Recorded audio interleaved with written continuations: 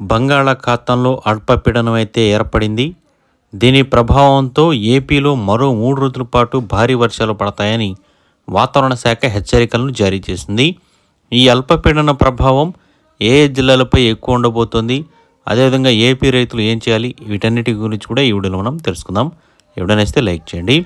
ఈ అల్పపీడనం ఈ నెల 25న వాయుగుండంగా మారే అవకాశం ఉందని, దీని ప్రభావంతో ఈ నెల 27వ తేదీ నుంచి 3 రోజుల పాటు భారీ వర్షాలు కురిసే అవకాశం ఉన్నట్లు పేర్కొనింది. తెలుగు రాష్ట్రాలకు మరోసారి భారీ వర్ష సూచన ఉన్నట్లు వాతావరణ శాఖ కీలక ప్రకటన చేసింది. తూర్పు హిందూ మహాసముద్రం, దాని ఆనుకుని ఉన్న ఆగ్నేయ బంగాళాఖాతంలో అల్పపీడనం ఏర్పడిందని ఏపీ విపత్తు నిర్వహణ సంస్థ తెలిపిందనమాట. అల్పపీడనం వాయువ్య పశ్చిమ దిశగా పయనిస్తూ దక్షిణ బంగాళాఖాతంలో నవంబర్ 26వ తేదీన బలపడే అవకాశం ఉందని తెలిపారు.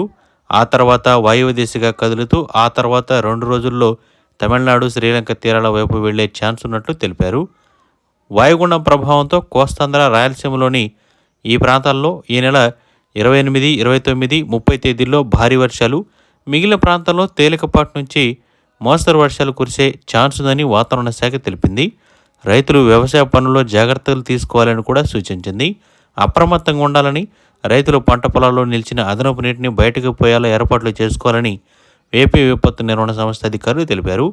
పండించిన పంటను జాగ్రత్త చేసుకునే విధంగా సురక్షిత ప్రాంతాల్లో ఉంచాలని, అదేవిధంగా మొక్కలు, చెట్లు పడిపోకుండా సహకారం అందించాలని చూశారు.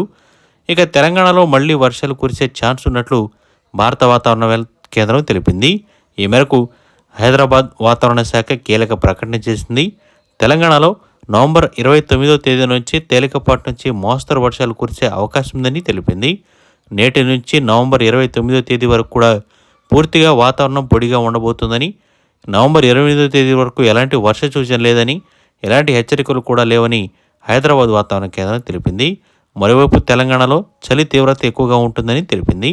దీనిలో 2 తెలుగు రాష్ట్రాలకు ఇప్పటికే చలి తీవ్రత అనేది ఎక్కువగా ఉంది. ఇక ఇలాంటి తరుణంలో వర్షాల ప్రభావం అనేది కూడా పడబోతున్నట్లు వాతావరణ శాఖ అయితే అంచనా వేసి తెలిపింది. మరి మీ ఏరియాలో వర్షం పడుతుందో లేదో కామెంట్ చేయండి.